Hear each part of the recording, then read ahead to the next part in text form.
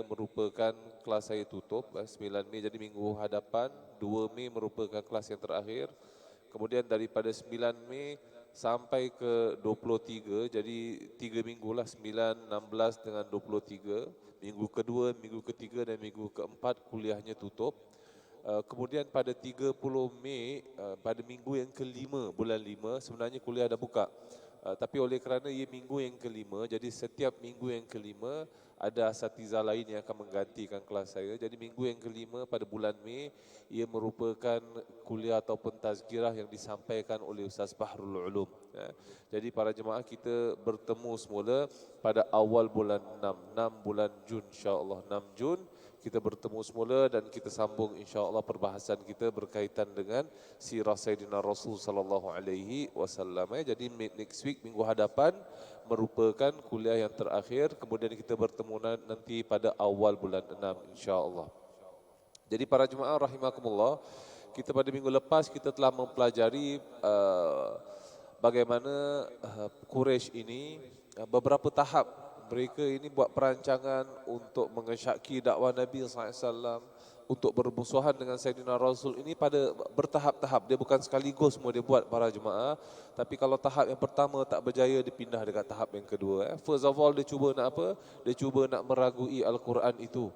Kemudian itu tak jalan para jemaah kerana dia tahu dia nak ragui macam mana pun kan. Al-Quran ni susah untuk diragui.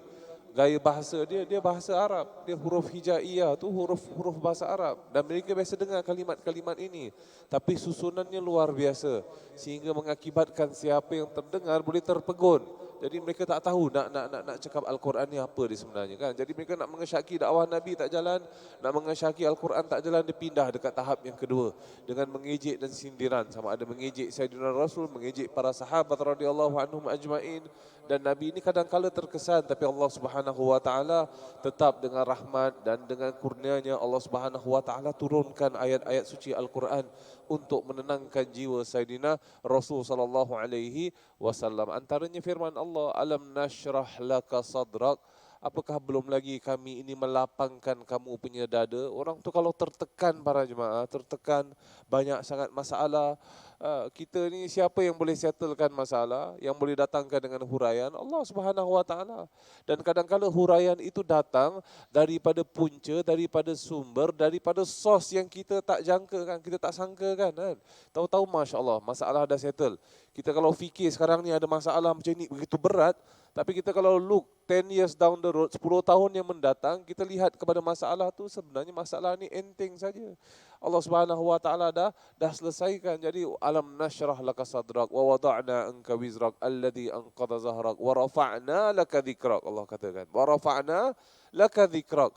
Kami tinggikan sebutan kamu. Walaupun sekarang nampak macam masalah, banyak sangat orang menghina, mengesyaki, ada yang mencela kamu, ada yang mengejek kamu, baiknya nama Muhammad ditukar menjadi Muzammam. Tapi Allah kata, wa rafa'na laka dhikrak.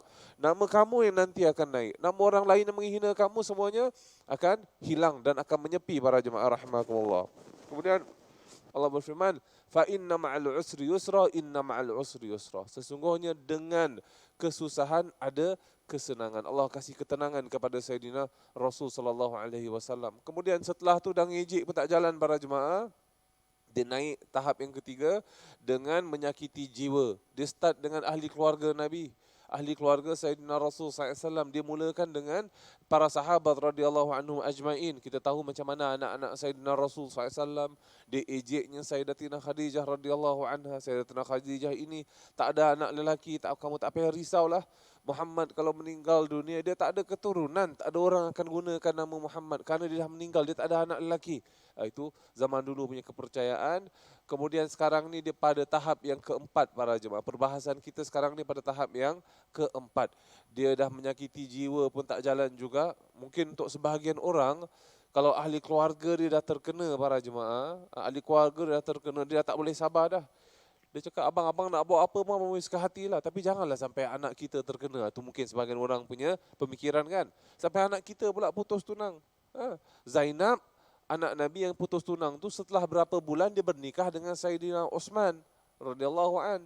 Ada pun Ruqayyah, anak yang kedua, ini lama sangat dia tak nikah. sampai dah hijrah dekat kota Madinah. Kerana sahabat-sahabat yang lain semuanya muda-muda belaka. Jadi Ruqayyah tak bernikah kan. Dia sampai dekat Madinah, nanti Sayyidina Uthman, isterinya yang pertama Zainab meninggal dunia, maka dia bernikah dengan Ruqayyah. Mungkin sebahagian orang dia tak boleh nak handle pressure tu. Dia cakap, ini masalah awak ni, sekarang ahli keluarga pula yang terpalit. Tapi bukan Nabi, bukan keluarga Sayyidina Rasul. Mereka sakiti ahli keluarga Nabi pun tak jalan.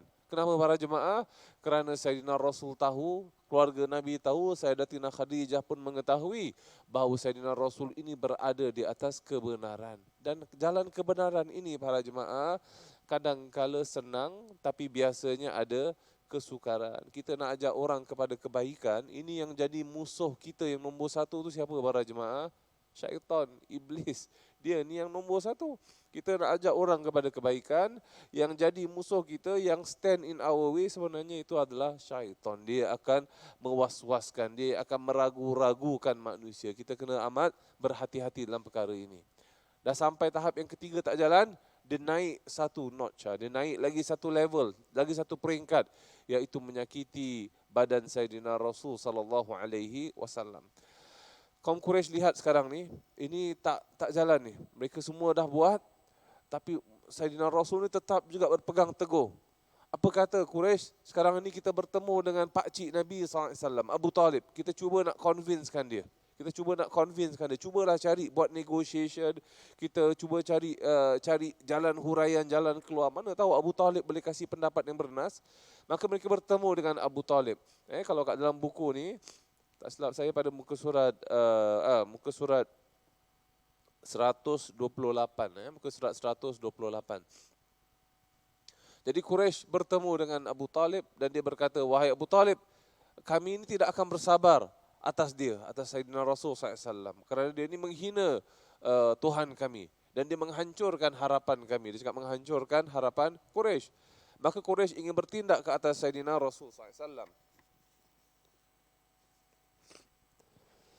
Quraisy dia kali yang pertama dia kata kepada Abu Talib, wahai Abu Talib, kamu saja sekarang ni ke tepi, biar kami saja yang bertindak dekat atas Nabi SAW. Tapi Abu Talib jawab, Abu Talib katakan, demi Allah, selagi mana aku ini hidup, tak ada apa-apa yang akan berlaku dekat atas Muhammad. Tak ada apa-apa yang akan berlaku dekat atas anak saudaraku. Aku akan menjaga dia. Maka Quraisy punya respect dekat Abu Talib, mereka tak berani nak buat apa-apa para jemaah. Kerana Abu Talib adalah pemimpin Bani Abdul Muttalib ketika itu. Maka setelah Quraisy pergi, Abu Talib meminta Nabi SAW. Abu Talib berkata kepada Sayyidina Rasul, ya Muhammad, apa kata kamu tinggalkan saja kamu punya dakwah ni. Kamu tinggalkan saja kamu punya pengakuan bahawa kamu ini adalah utusan Allah, bahawa ini adalah itu. Kamu tinggalkan semua. Biar Quraisy dapat bersatu balik semula. Maka Nabi SAW ketika itu Nabi sampaikan satu kalimat para jemaah. Kita lihat apa kalimat yang disampaikan Sayyidina Rasul SAW. Maaf para jemaah.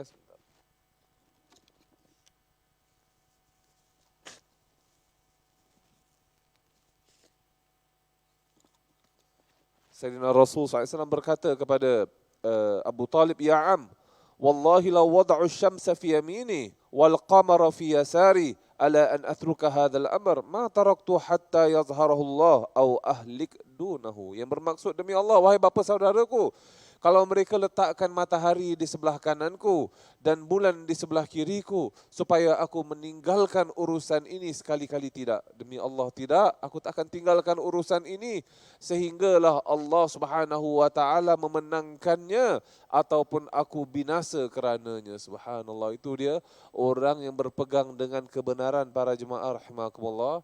Dia tidak akan goyah, prinsipnya tidak akan berubah. Ujian kehidupan itu tetap datang, tapi kalau yang benar itu tetap benar, kan? Bukan kerana apabila ujian itu datang maka kita pun meninggalkan salat sebagai contoh mungkin sebagian orang. Bukan kerana apabila Allah Subhanahu wa taala menguji dengan kesakitan, Allah menguji dengan kefakiran mungkin, Allah menguji dengan itu dan ini, maka seseorang itu mula goyah. Tidak para jemaah. Sayyidina Rasul mengajarkan kepada kita, dalam senang dan dalam susah ada ujian. Dalam senang tetap taat, bahkan dalam susah lagi seorang mukmin lebih teguh imannya dan lebih dia kuat beribadat kepada Allah Subhanahu wa taala. Maka setelah itu Abu Talib berkata kepada Sayyidina Rasul SAW, idhab ya ibna akh, Pergilah wahai anak saudaraku, maka katakanlah apa sahaja engkau ingin. Demi Allah, aku tidak akan menyerahkan kamu kepada kaum Quraisy sampai bila-bila. Selama-lamanya, kamu ni bebas. Kamu nak buat apa sekarang ni, kamu buat.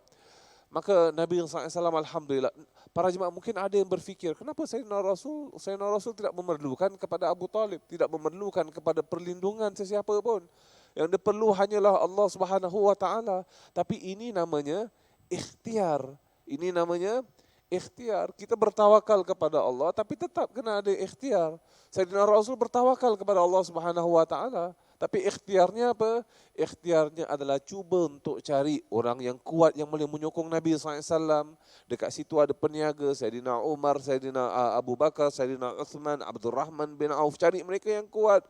Cari juga pengikut-pengikut yang muda seperti Zaid, seperti Sayyidina Ali, seperti Anas dan sebagainya. Jadi Nabi ikhtiar. Kemudian cari juga ada tak ruang untuk mendapat protection, perlindungan. Ini semua ikhtiar para jemaah. Ini kadang-kadang sebagian orang salah tanggap.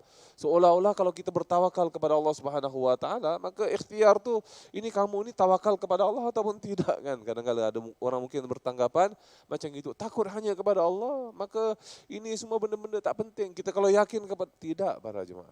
Sirah daripada awal hingga ke penghujung semuanya adalah perancangan yang teliti oleh Sayyidina Rasul sallallahu alaihi wasallam. Adalah ikhtiar.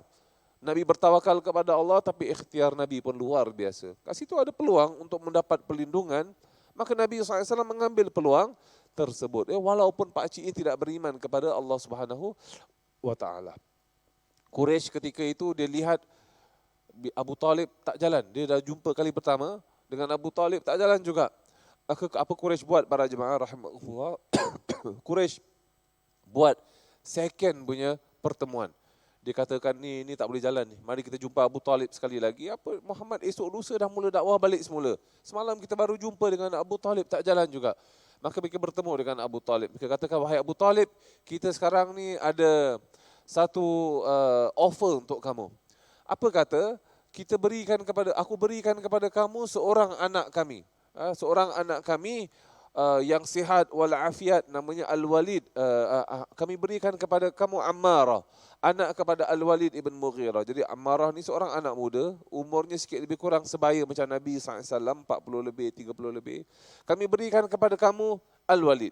Kamu jaga Al-Walid ni macam anak kamu sendiri. Kemudian kamu berikan kepada kami Muhammad SAW agar kami bunuh. Jadi untuk mereka this is a fair exchange lah. Ia merupakan satu ganti yang adil. Mereka berikan anak mereka, Abu Talib, kamu nak sangat jaga anak ni, ada seorang di Al-Walid ni, anak ni. Kamu jaga macam anak kamu sendiri dan kamu berikan Muhammad kepada kami supaya kami bunuh. Maka Al-Walid ketika itu berkata, subhanallah, amat buruk sekali apa yang kamu offer, yang kamu berikan ini. Adakah kamu berikan anak kamu kepada aku supaya aku jaga? Kemudian aku berikan anak aku kepada kamu untuk dibunuh? Subhanallah. Maka Al-Walid kata satu perkara yang mustahil untuk berlaku. Maka ketika itu Quraisy dah give up. Quraisy kata, wahai kaum, ini apa saja kita cakap dengan Abu Talib ni tak jalan. Abu Talib ni dah sepakat, dia dah tekad untuk memelihara Nabi SAW. Jadi kamu kalau nak buat apa, sekarang ni kamu kena buat. Tak payah nak tunggu Abu Talib, tak payah nak minta izin dia. Jadi apa mereka buat para jemaah? Mereka mula menyakiti jasad Sayyidina Rasul sallallahu alaihi wasallam.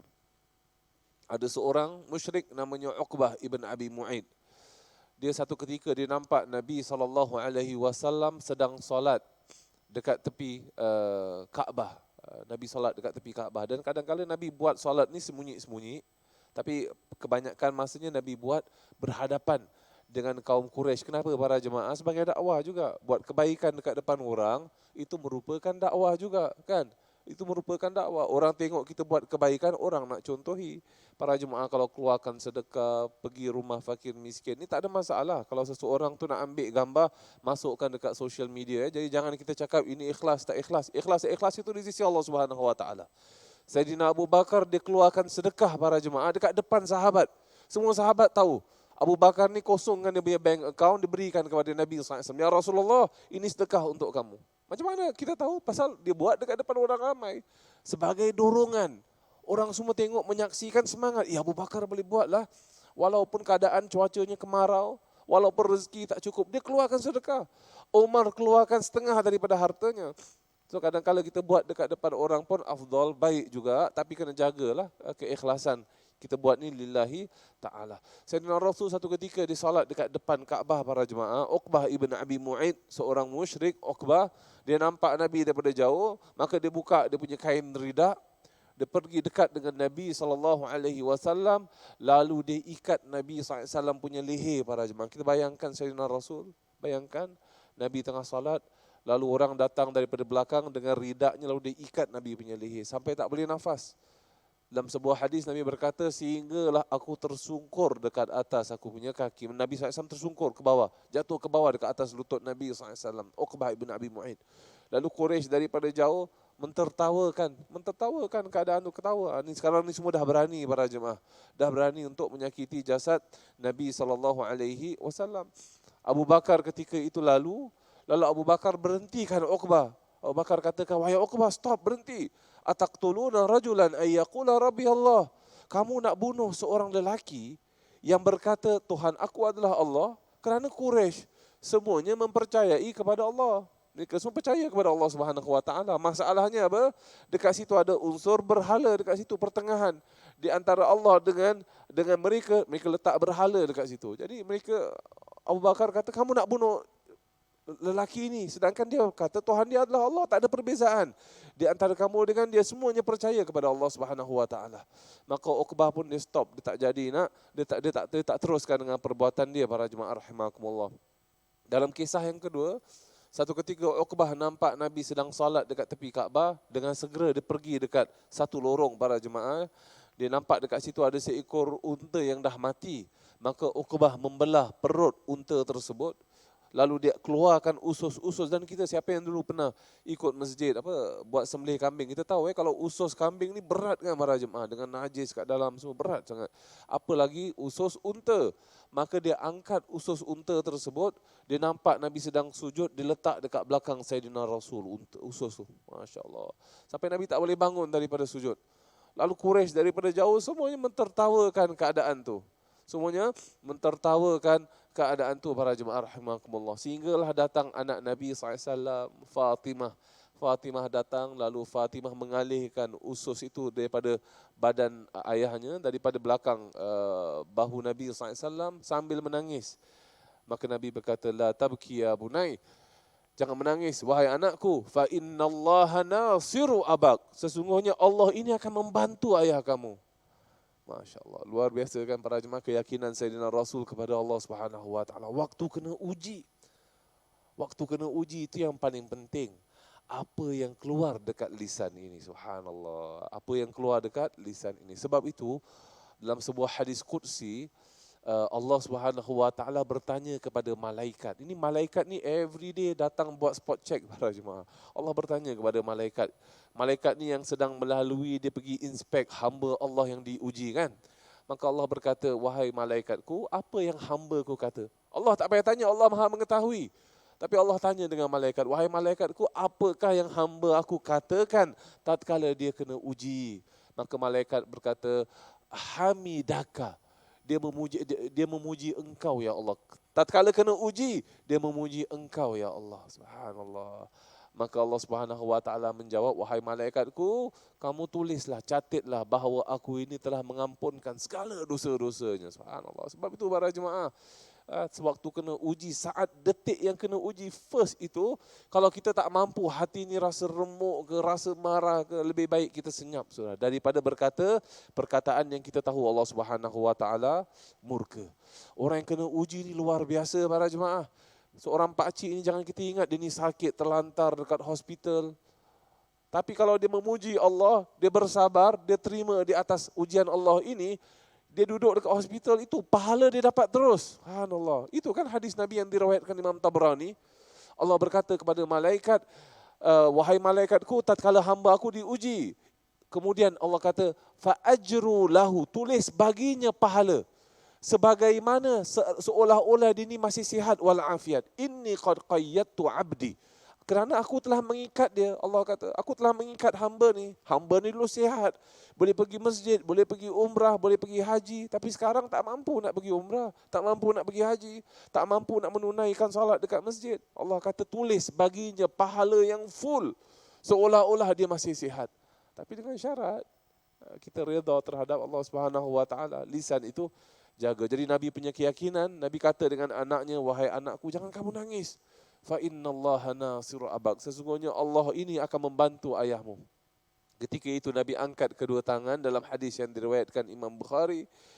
Nabi berkata, Allahumma alaika bi Abi Jahal. Ya Allah, engkau ini aku doakan ke atas Abi Jahal. Subhanallah. Wa alaika bi Uqbah ibn Rabi'ah. Dan aku doa dekat atas Uqbah ibn Rabi'ah, di atas Syaibah ibn Rabi'ah, Al-Walid ibn Uqbah, Umayyah ibn Khalaf, Uqbah ibn Abi Mu'aid. Jadi Nabi SAW sebut satu persatu nama orang ketika itu yang sama ada menghina Nabi, yang sama ada menyakiti jiwa Nabi. Dan kemudian mereka yang tertawa juga, mereka yang support. Satu persatu Nabi sebut. Ibn Mas'ud, perawi hadis berkata, demi Allah, aku menyaksikan ketujuh-tujuh individu ini tatkala peperangan Badar mereka semuanya meninggal dunia dan tertanam dekat dalam satu perigi buta. Macam itu, subhanallah. Jadi Nabi SAW mendoakan dekat atas mereka yang menyakiti Sayyidina Rasul. Ada kisah tentang Uqbah. Kenapa Uqbah ni marah sangat dekat Nabi para jemaah? Ni ada kisah tentang Uqbah ni. Uqbah ni sebenarnya di awal Islam, beliau ni dah mula terdetik hati dia nak masuk Islam para jemaah.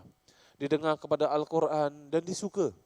Masya Allah, dia dengar kepada Al-Quran dan mula suka. Ketika dia mula dengar bacaan Al-Quran ini, kawan dia ada best friend. Nama best friend dia siapa? Abu Jahal. Abu Jahal musafir ketika itu, tak ada. Kemudian setelah Abu Jahal balik, Abu Jahal cerita dengan Uqbah tentang Nabi ni buat itulah, buat ini, susah sangat Quraisy.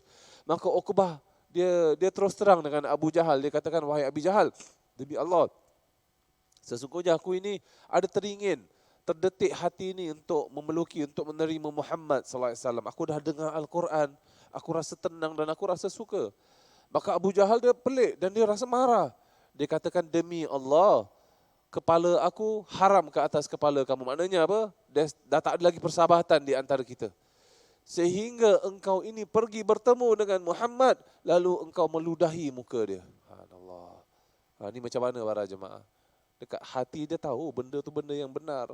Tapi sekarang ni ada kawan baik dia, kawan dia mungkin dia punya teman dorong dia untuk buat benda yang selainnya. Maka apa dibuat para jemaah? Uqbah ibn Abi Mu'aid pergi bertemu dengan Nabi, lalu dia laksanakan apa yang Abi Jahal suruh. Dia ludahi Nabi SAW. Ini Uqbah ibn Abi Mu'aid. Berhati-hati ketika kita memilih teman, memilih kawan. Itu penting para jemaah. Al-mar'u ala dini khalilih, Nabi katakan. Seseorang itu dia mengikuti agama kawan dia. Kalau kawan kita baik, maka baiklah. Kalau kawan kita kurang baik, kawan kita ini sukanya gosip, sukanya mengumpat, sukanya itu, menipu dan sebagainya, maka kita akan terdorong juga dengan perangai-perangai sedemikian rupa. Turun firman Allah Subhanahu wa taala dalam surah Furqan ayat ke-27 hingga ke-29, wa yauma ya'addu zalimu ala yadayhi yaqulu ya laitani ittakhastu ma'ar rasuli sabila. Yang bermaksud, dan ingatlah pada hari itu, yakni hari kiamat. Ketika itu orang-orang yang zalim akan menggigit jarinya. Kita bayangkan orang kalau dah rugi, dia kalau buat perniagaan bisnes, kemudian bisnesnya telungkup, digigit jarinya. Allah cakap ni sebahagian orang yang zalim, antaranya Uqbah ibn Abi Mu'aid, dia akan gigit jarinya. Dia katakan apa? Ya laitani takhastu ma'ar rasuli sabila. Aduhai, dia cakap, kiranya dulu, kalaulah dulu aku mengikut jalan yang sama seperti Rasul ini. Ya wailata laitani lam attakhiz fulanan khalila. Celaka besar ke atas aku. Sekiranya dulu aku tidak menjadikan si fulan sebagai kawan aku. Siapa tu si fulan? Abu Jahal. Cakap amatlah celaka. Kalaulah dulu kawan aku ni bukan Abu Jahal. Laqad adallani 'anil dzikri ba'da idz ja'ani. Sesungguhnya dia telah menyesatkan aku dari Al-Quran ketika Al-Quran itu datang kepada aku. Tengok dia. Dia dah nampak kebenaran tapi disebabkan wan yang salah. Sebab itu amat berhati-hati ketika mencari kawan. Kawan yang baik, maka baik kesudahan. Lagi-lagi yang muda yang mendengarkan mungkin secara online ya, kena amat berhati-hati ketika kita memilih kawan. Kalau ibu dan ayah dah cakap, ini Mat, saya rasa Mat ni kawan ni tak baik ni. Ayah tengok dia tak solat pun. Ayah tengok dia ni, ayah tengok dia tu, maka apa kata Mamat jauh sikit daripada A. Kalau ibu ayah dan nasihat macam gitu, kemungkinan itulah kebaikannya. Kemungkinan itulah kebaikannya. Maka insya-Allah para jemaah tidak ada rugi ketika kita mendengar cakap kedua ibu dan ayah. Permusuhan ketika itu semakin dahsyat para jemaah. Kemudian Abu Jahal ketika itu dia menyaksikan Nabi sedang salat dekat tepi Kaabah, dia pun nak cuba juga sekaki juga. Maka apa dia buat para jemaah? Dia kata dengan kaum Quraisy ada dekat tepi, dekat jauh, di tengah-tengah menyaksikan. Abu Jahal kata dengan Quraisy, wahai Quraisy, sekarang ni aku nak pergi dekat Muhammad, lalu aku nak aku nak pijak dia punya leher ketika dia sujud, biar dia tak boleh bangun. Maka Abu Jahal pergi dekat tepi Sayyidina Rasul, dekat tepi Kaabah. Setiap kali dia dekat, tahu-tahu dia ghostan, dia lari ke belakang. Maka Quraisy berkata, wahai Abu Jahal, apa yang berlaku? Maka Abu Jahal menjawab, demi Allah aku nampak di antara aku dengan Muhammad seolah-olah ada satu gaung, ada satu lubang dipenuhi dengan api. Demi Allah kalau aku mendekati pasti aku akan terjatuh dalam lubang tersebut. Subhanallah. Allah Subhanahu wa taala betul Allah memelihara para jemaah. Allah memelihara Nabi SAW. Tapi kadang-kala sebahagian daripada perkara buruk pun berlaku juga dekat atas Nabi SAW. Tapi kalau terlalu sangat mereka ingin menyakiti Nabi itu tidak boleh. Itu dah sampai, itu had dia, itu batasnya. Tapi kadang-kala berlaku juga macam tadi Uqbah ibn Abi Mu'aid. Kenapa para jemaah? Apa hikmah dia?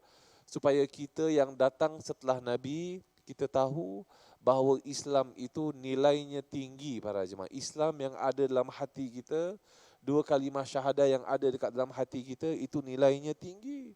Nabi SAW mengorbankan Nabi SAW punya jiwa, orang menghina Nabi. Sebahagian daripada sahabat, dia punya jiwa, raga, menumpahkan darah, korbankan darah, penat dan lelah untuk dua kalimah syahadah para jemaah. Jadi ini sebagai pengajaran untuk umat Nabi, Islam yang ada dekat hati ini itu satu perkara yang luar biasa. Satu perkara yang amat berharga yang perlu untuk kita pelihara, yang perlu untuk kita hargai para jemaah. Jadi itu di antara hikmah dia. Para jemaah rahimakumullah. Jadi walaupun keadaan tengah macam gitu sekali pun, tapi Nabi SAW tetap juga berdiri di sisi kebenaran dan hak. Kita jangan ingat Nabi ketika ini yang hak tu Nabi ketepikan kerana Nabi punya peribadi pun dah tertekan. Tidak. Apabila ada situasi yang memerlukan untuk Nabi ini berdiri dan berlaku tegas, Nabi akan berlaku tegas. Jadi ada satu kisah para jemaah, ada seorang Arab Badawi, dia datang daripada luar. Arab Badawi ini Arab kampung lah, dia datang daripada luar kota Mekah. Dia pergi dekat kota Mekah. Kenapa para jemaah?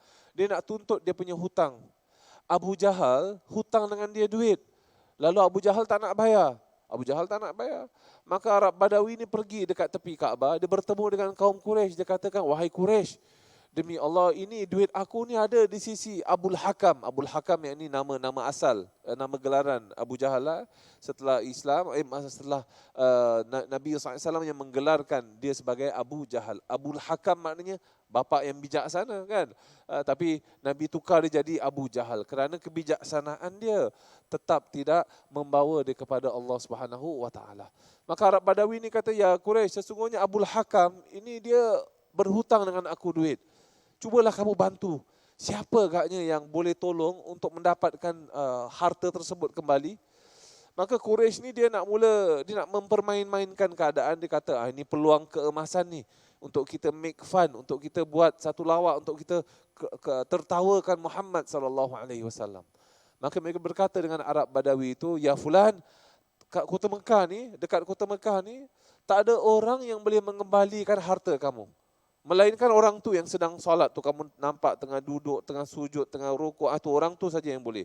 Kamu pergi approach dia, kamu pergi bual dengan dia, dia yang akan membantu kamu untuk mendapatkan harta semula. Sedangkan mereka punya niat apa para jemaah? Mereka punya niat adalah nak buat show. Biar confirm ni syok ni kita tengok ni, Nabi dengan Abu Jahal, Muhammad dengan Abu Jahal pasti bergaduh besar. Mereka punya niat macam itu. Maka Arab Badawi ini dia tak tahu apa-apa para jemaah. Dia pergi bertemu dengan Nabi SAW. Dia katakan, ya Muhammad, sesungguhnya Abul Hakam, dia berhutang dengan aku harta. Dan itu orang Quraisy tu semuanya cakap tak ada orang yang boleh mengembalikan harta aku melainkan engkau. Maka apa kata kamu bantu aku? Macam mana para jemaah? Kalau kita macam mana? Nabi SAW dia tetap berdiri di sisi kebenaran. Dia tidak kata, tak kasih alasan fulan. Sesungguhnya mereka semua ni mentertawakan engkau saja. Ini last orang yang terakhir yang boleh mengembalikan harta engkau. Di sisi Abu Jahal itu akulah sebenarnya. Tak, Nabi tak cakap macam itu para jemaah. Ataupun mungkin sebahagian orang dia akan letak syarat. Dia nak buat kebaikan, mesti kena ada syarat kan. Orang cakap, orang berbudi kita berbahasa. Kamu nak aku bantu? Syarat pertama, kamu kena masuk Islam. Orang ni tak Islam para jemaah. Nabi tak letak syarat. Kenapa para jemaah? Kerana buat kebaikan itu pada setiap individu. Sama ada Islam tak Islam. Asalkan dia ni seorang insan, kita buat kebaikan untuk dirinya. Dia memerlukan kepada bantuan, kita bantu dia. Itu dia Sayyidina Rasul punya akhlak. Nabi tak lihat kepada status agama. Maka Nabi kata, ya fulan insyaAllah aku bantu kamu. Maka Nabi pergi ketuk pintu rumah Abu Jahal. Nabi ketuk. Nabi katakan, ya Abu Jahal, ini orang ni mengaku bahawa engkau berhutang dengan dia duit. Sekarang ni pulangkan semula hartanya. Maka Abu Jahal dengan segera katakan, benar ya Muhammad, sekarang ni aku pulangkan semula. Maka Quraisy yang tengok daripada jauh, mereka rasa pelik. Mereka katakan, ya Abul Hakam, ma naraka illa dhalalta li Muhammad. Kami menyaksikan kamu ini hanya merendahkan diri ke atas Muhammad. Kenapa kamu merendahkan diri? Maka Abu Jahal menjawab, demi Allah, aku menyaksikan tatkala Nabi ketuk pintu rumah aku menyaksikan dekat belakang Muhammad ini ada seekor unta yang besar. Ara jamalan fahlan, aku nampak unta yang besar dengan giginya yang tajam. Demi Allah, kalau aku tak berikan duit kepada Muhammad, aku yakin unta ni akan ngap aku, akan makan aku. Maka aku dengan segera berikan kepadanya duit. Quraisy merasa pelik, tak tahu apa yang berlaku. Nabi berikan duit itu kepada fulan tersebut, kepada orang Arab tersebut, lalu orang itu pergi. Nabi tak letak kepadanya syarat untuk dia beriman, untuk mengucap 2 kalimah syahadah, kerana buat kebaikan pada tempatnya, yang hak tu tetap yang hak para jemaah rahimakumullah. Ada sebahagian daripada sahabat para jemaah, mereka mula berani, sebagai contoh Abdullah bin Mas'ud. Walaupun secara fizikal, Abdullah bin Mas'ud ni bukanlah perkasa, dia tak besar para jemaah. Dia tak besar, orangnya kurus kering. Bahkan ada satu riwayat, pernah sekali Abdullah bin Mas'ud ni dia panjat pokok kurma para jemaah. Kan dia nak tengok daripada jauh kan. Maka dia panjat pokok kurma. Ketika itu ada angin yang meniup. Angin tiup terselak dia punya jubah. Maka para sahabat semua ternampak dia punya kaki para jemaah. Dan kaki Abdullah ini kurus kering. Kurus kering kaki dia.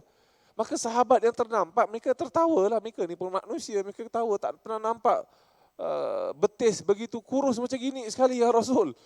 Maka Nabi berkata, adakah kamu ini semua mentertawakan kurusnya betis Abdullah bin Mas'ud? Maka sahabat kata, benar ya Rasul, tak pernah kami nampak kaki begitu kurus macam ini. Maka Nabi menjawab, demi Allah, sesungguhnya kaki Ibn Mas'ud di sisi Allah Subhanahu wa taala lebih berat dan bernilai daripada gunung Uhud. Subhanallah. Gunung Uhud. Kita kalau pergi umrah, kita naik kan biasa dekat bukit tu, bukit nanti mutawif, ustaz tu akan cakap, ini tempat pemanah, Nabi letak pemanah dekat sini. Itu bukit kecil, itu bukan gunung Uhud. Itu bukan gunung Uhud, tapi itu Jabal Rumah, itu bukit pemanah. Gunung Uhud yang dekat belakang tu para jemaah, yang warna merah tu, yang sebesar-besar tidak tu, itu gunung Uhud. Nabi cakap, kaki betis Abdullah bin Mas'ud di sisi Allah lebih berat dan lebih bernilai. Nilai seorang mukmin di sisi Allah Subhanahu wa taala. Kita nampak orang ni macam biasa, Pak Haji ni tak ada apa-apa. Dia datang masjid awal, dia berkhidmat untuk masjid, bentang tikar, kemudian dia lipat balik tikar, angkat pinggan, angkat dulang, nampak tak ada apa-apa para jemaah. Tapi di sisi Allah, hamba ini bernilai kerana dia berkhidmat untuk rumah Allah Subhanahu wa taala. Bayangkan seorang makcik para jemaah di zaman Nabi, kerja dia menyapu masjid saja. Kita tak tahu nama dia siapa pun. Ini saking sampai tak popular sangat. Kita pun tak tahu nama dia siapa. Tugas dia apa? Dia akan menyapu masjid Nabi setelah orang solat. Dia akan hidupkan lampu, dulu pakai lampu api, colok macam itu. Itu tugas makcik itu. Setelah subuh satu hari, Nabi tak nampak makcik itu. Maka Nabi berkata, wahai sahabat aku, di manakah fulana? Kenapa hari ini tak ada? Maka sahabat kata, ya Rasul, minta maaflah kami terlupa. Semalam dia dah meninggal dunia, maka waktu malam juga kami uruskan jenazahnya, lalu kami tanam beliau. Kami solatkan, kami tanam beliau dengan segera, kami tak nak delay. Maka Sayyidina Rasul punya muka jadi merah, para jemaah marah. Nabi kata, kenapa kamu tak maklumkan aku? Nabi kata, dullani ala qabriha, tunjuk aku di mana kubur dia. Maka sahabat tunjukkan itu kubur dia, ya Rasul. Nabi laksanakan sekali lagi salat jenazah dekat atas makcik itu supaya makcik itu dapat keberkatan doa Sayyidina Rasul. Nilai orang yang berkhidmat untuk siapa para jemaah? Untuk rumah Allah Subhanahu. Orang ingat semua tak ada apa-apa. Ni tak siapa ni Fulana binti Fulan, tak tahu nama dia siapa pun. Kerja dia pun tak glamour, sapu saja, bersihkan saja. Tapi di sisi Allah itu bernilai. Sebab itu nilai seseorang tu jangan kita ikut ukur tara kita. Kita punya standard. Orang ni kalau ada dato, ada pangkat, ada perniagaan, bawa BMW. Ya tu di sisi manusia sedemikian rupa. Tapi di sisi Allah, inna aqrabakum indallahi atqakum. Yang paling dekat di sisi Allah itu yang paling bertakwa. Siapa yang paling bertakwa itu yang paling dekat di sisi Allah Subhanahu wa. Dan takwa itu dalam hati. Takwa itu rahasia di antara hamba dengan Allah. Itu yang cukup para jemaah. Maka Abdullah bin Mas'ud, walaupun kurus kering badan dia, tapi dia ni berani para jemaah. Dia katakan, demi Allah besok aku nak turun dekat depan Kaabah, aku nak baca Al-Quran, biar semua Quraisy dengar. Kerana Abdullah ni dia tahu Quraisy punya weakness apa para jemaah, kelemahan mereka apa? Kelemahan mereka adalah mereka tak boleh dengar Al-Quran. Mereka ni gaya bahasa Arabnya tinggi, bahasa syairnya tinggi. Jadi bila dia dengar Al-Quran, dia terpegun. Dia boleh ikut Nabi. Maka Abdullah besoknya dia pergi dekat tepi Kaabah.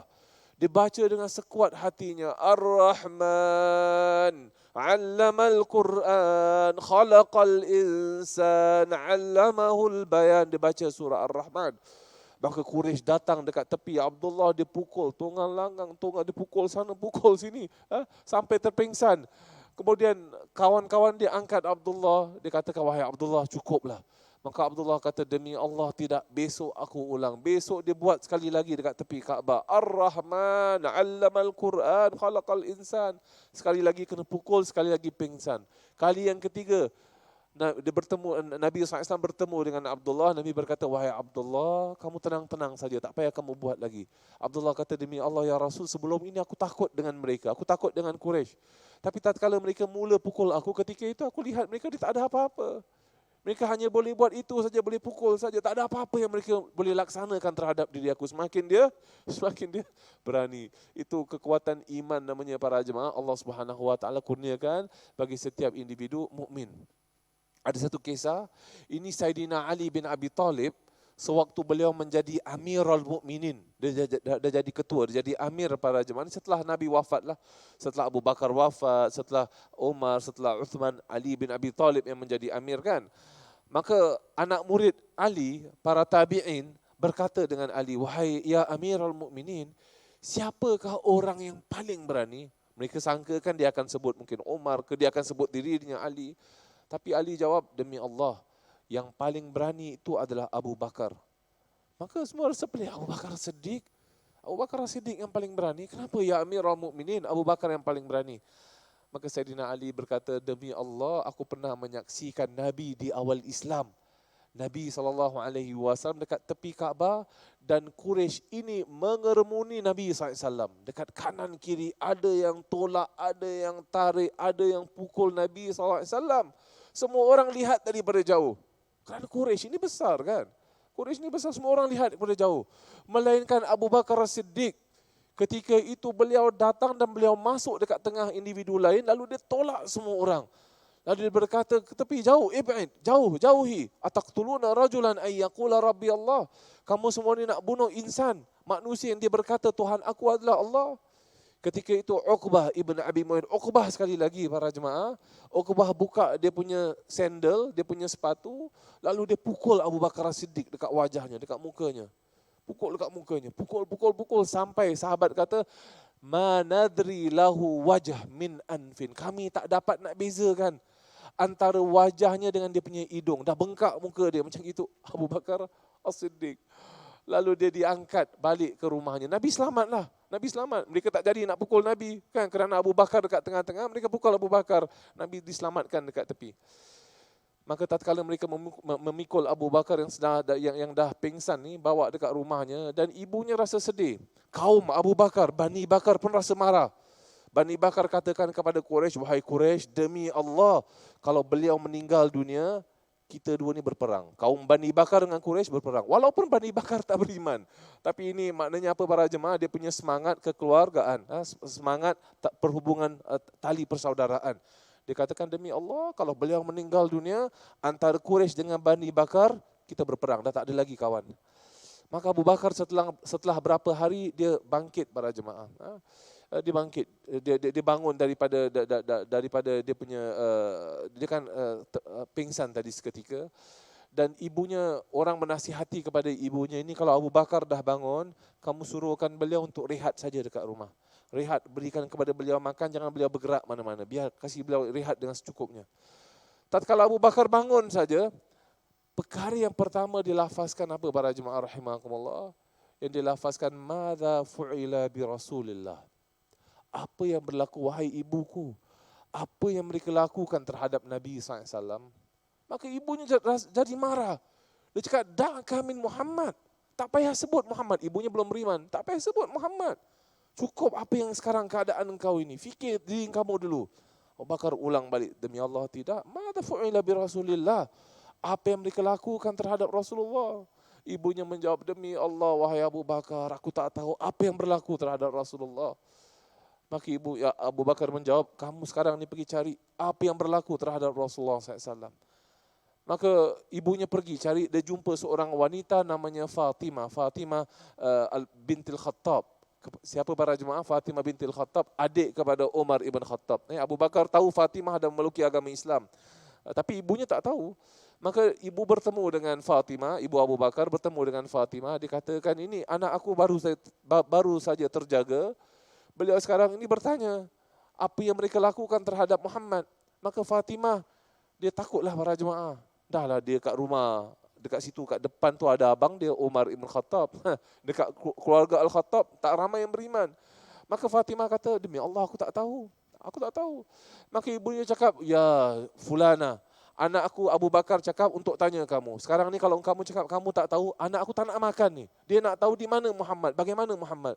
Maka Fatimah kata, demi Allah aku tak tahu, tapi kalau kamu nak, aku boleh bertemu dengan Abu Bakar sekarang ni. Dia tak berani nak cakap para jemaah, tapi dia boleh meet face to face. Maka ibunya membawa Fatimah bertemu dengan Abu Bakar Siddiq. Kemudian Abu Bakar kata, madza fu'ila bi Rasulillah. Maka Fatimah lihat kepada wajah ibu Abu Bakar. Abu Bakar kata, kamu jangan takut. Ibu aku ini walaupun tak beriman, hiya minni. Dia ni sama, dia support, dia support aku, dia sokong aku. Maka Fatimah berkata ketika itu, ya Abu Bakar, sesungguhnya Nabi SAW bi khair. Nabi berada dalam keadaan yang selamat. Kamu tak payah risau dengan Nabi. Maka Abu Bakar dia katakan alhamdulillah. Bayangkan dengan wajah dah bengkak macam itu para jemaah. Alhamdulillah. Demi Allah aku tak akan makan, aku tak akan minum sehingga mata aku ini menatap wajah Nabi SAW. Maka ibunya sekali lagi membantah. Dia katakan, wahai anakku, cukuplah. Kamu nak menatap apa lagi? Dah Fatimah cakap Muhammad okey, tak ada masalah. Tak payahlah nak lihat. Abu Bakar katakan, demi Allah tidak wahai ibu. Maka dua-dua mereka, Fatimah dengan si ibu, memapah Abu Bakar As-Siddiq pergi dekat rumah Nabi SAW. Para jemaah rahimakumullah. Ketika Abu Bakar As-Siddiq melihat kepada Nabi SAW, Nabi SAW menangis. Abu Bakar, kemudian Nabi berkata, bagaimana hal keadaan kamu wahai Abu Bakar? Abu Bakar menjawab, tak ada apa-apa ya Rasul. Ini benda sedikit saja, tak ada apa-apa dalam diri aku. Asalkan engkau selamat, untuk aku itu sudah mencukupi. Sebab tu Ali katakan apa para jemaah? Siapa yang paling berani? Yang paling berani itu Abu Bakar As-Siddiq. Subhanallah. Ketika yang hak itu sedikit, yang batil itu banyak, ketika itu Abu Bakar tetap juga berani dan istiqamah. Jasannya kurus, bukannya orangnya perkasa, hebat, kan macam Saidina Umar ibn Khattab, Saidina Hamzah, tidak. Abu Bakar As-Siddiq lemah saja. Tapi iman yang membuatkan beliau ini menjadi individu yang kuat dan kukuh para jemaah. Kita bayangkan, saya nak kongsikan dengan para jemaah sepotong hadis. Hadis ini diriwayatkan Imam At-Tirmizi. Hadis ini Nabi sampaikan apabila Nabi dah hijrah dekat kota Madinah para jemaah. Nabi dah hijrah dah sekarang dekat kota Madinah. Nabi sampaikan kepada para sahabat. Kita bayangkan seolah-olah kita dengar hadis ini direct daripada Nabi. Nabi berkata, aku telah disakiti kerana Allah, sedangkan tidak ada seorang pun yang disakiti seperti aku. Subhanallah, bayangkan tahapnya. Dan aku pernah ditakuti, orang menakutkan Nabi kerana Allah Subhanahu Wa Taala, sedangkan tidak ada seorang pun yang disakiti sedemikian rupa. Telah sampai 30 hari berturut-turut, 30 days, 30 hari berturut-turut, sedangkan aku tidak ada makanan. Aku dan Bilal, kerana Bilal adalah pembantu rumah Nabi, tak ada makanan. Melainkan sedikit makanan yang mana Bilal sempat sembunyikan dekat bawah ketiaknya. Ini nanti kisahnya akan datang kepada jemaah, macam mana Nabi ketika itu kena boykot. Kita bayangkan makanan yang disembunyikan dekat bawah ketiak tu, macam mana agaknya? Macam mana rasa dia, macam mana bau dia dengan panas dekat kota Mekah. 30 hari tak ada makanan. InsyaAllah, kita ni beza para jemaah. Ramadan 30 hari puasa, 30 hari pun kita tak, jarang sangat kita rasa lapar. Ini nanti waktu buka pun Masya Allah, baru nak rasa lapar sedikit. Dah kenyang, Alhamdulillah. Kenyangnya sampai ke sahur. Sahur pun nanti kita makan balik semula. Nabi SAW 30 days, 30 hari. Tak pernah terima makanan yang sempurna, melainkan apa sedikit yang Bilal sempat sembunyi dekat bawah ketiak dia. Itu kesukaran yang dilalui oleh Nabi SAW. Insan yang paling Allah Subhanahu Wa Taala cinta, yang Allah Subhanahu Wa Taala sayang. Nama dia ada dekat pintu syurga para jemaah. Pintu syurga, la ilaha illallah Muhammadur Rasulullah. Itu pintu syurga. Insan yang pertama ketuk pintu syurga. Kemudian malaikat berkata, siapa kamu? Dia menjawab, aku Muhammad ibn Abdullah. Maka malaikat itu menjawab, demi Allah, Allah Subhanahu Wa Taala memerintahkan aku jangan buka pintu syurga melainkan untuk engkau dulu. Allah Subhanahu Wa Taala sayang ke tak sayang ke atas Nabi? Allah sayang ke atas Nabi. Tapi walaupun sedemikian, ujiannya luar biasa. Sebab itu para jemaah, kadangkala Allah Subhanahu Wa Taala menguji kerana Allah Subhanahu Wa Taala sayang. Semakin hebat seseorang tu diuji oleh Allah Subhanahu Wa Taala, itu tanda yang Allah Subhanahu Wa Taala sayangkan beliau. Kenapa para jemaah? Kerana Nabi bersabda, tidak ada satu ujian pun yang menimpa seorang mukmin melainkan dihapuskan satu dosa, melainkan diangkat dengannya satu darjat. Itu dia. Dalam sebuah riwayat, dosa itu Allah Subhanahu Wa Taala gantikan dengan pahala. Jadi sebenarnya ujian itu kerana Allah sayang ataupun tidak, kerana Allah sayang. Allah tak nak orang ni datang esok dekat depan Allah dengan dosa yang menimbun. Dosanya sewaktu kat dunia Allah dah hapuskan. Sebab tu kalau kita nampak ada Pak Haji, Ustaz saya nampak Pak Haji ni baik. Tapi kenapa dia nak meninggal dunia ni susah sangat, Masya Allah. Masuk hospital sampai setahun, kemudian koma, kemudian itu. Ada orang cakap, Ustaz dia ni susah sangat nak mati, dia ni pelihara saka katnya. Subhanallah, ni masyarakat kita tak baik kan para jemaah, tak baik ni. Kita sangka buruk. Sedangkan tantah hamba ni yang paling dekat dengan Allah. Setiap saat dia kena uji, Allah Subhanahu Wa Taala hapuskan satu dosa, Allah gantikan dengan pahala, Allah angkat satu darjat. Esok datang dekat depan Allah dah tak ada banyak dosa dah. Yang ada hanya darjat yang tinggi, pahala yang banyak di sisi Allah. Jadi Allah Subhanahu Wa Taala paling. Sebab tu Nabi berkata, orang yang paling dahsyat ujiannya adalah para anbiya, para nabi. Kemudian siapa yang kuat imannya, siapa yang setelah itu yang kuat iman, itu kadang-kadang ada ujian Allah. Allah uji dengan anak, Allah uji dengan rezeki, Allah uji dengan perniagaan. Orang mukmin apabila diuji oleh Allah, dia bersabar dan dia bismillahi tawakkaltu ala Allah, dan dia cuba untuk cari ikhtiar untuk mengeluarkan beliau daripada ujian tersebut. Insya-Allah para jemaah rahimakumullah, ini kita teruskan sedikit lagi pengajian kita.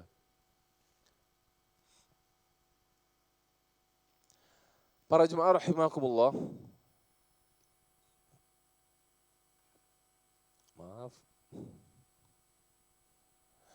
InsyaAllah pada minggu hadapan kita akan sambung pengajian kita. Sekarang ini kita sampai kepada, kita masih lagi membahaskan tentang zaman Makki.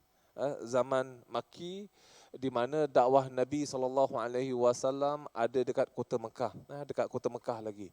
Tapi pada minggu hadapan saya akan memberikan beberapa contoh tentang permusuhan yang dilalui oleh Nabi SAW.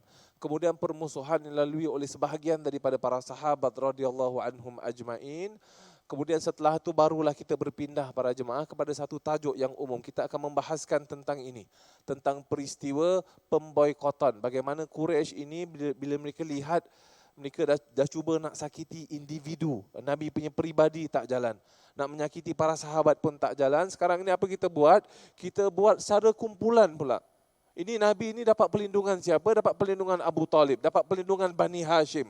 Dapat perlindungan keluarganya, kita boykot semua keluarga Nabi SAW. Mereka tak boleh nak urus niaga dengan kita. Siapa yang nak bernikah, ceraikan. Siapa ada urus niaga, jangan buat.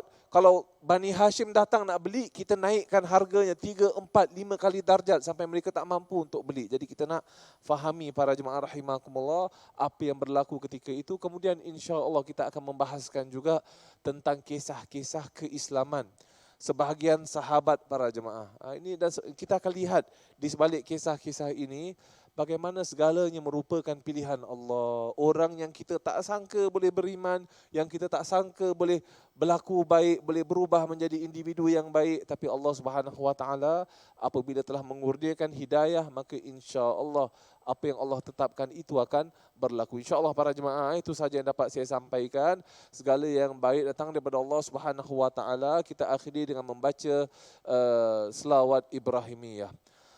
Allahumma salli ala Sayyidina Muhammad wa ala ali Sayyidina Muhammadin kama sallaita ala Sayyidina Ibrahim wa ala آل سيدنا إبراهيم وبارك على سيدنا محمد وعلى آل سيدنا محمد كما باركت على سيدنا إبراهيم وعلى آل سيدنا إبراهيم في العالمين إنك حميد مجيد عدد خلقك ورضا نفسك وزينة عرشك ومداد كلماتك كلما ذكرك الذاكرون وغفل عن ذكرك الغافلون. بسم الله الرحمن الرحيم والصلاة والسلام على أشرف الأنبياء والمرسلين سيدنا محمد وعلى آله وأصحابه أجمعين.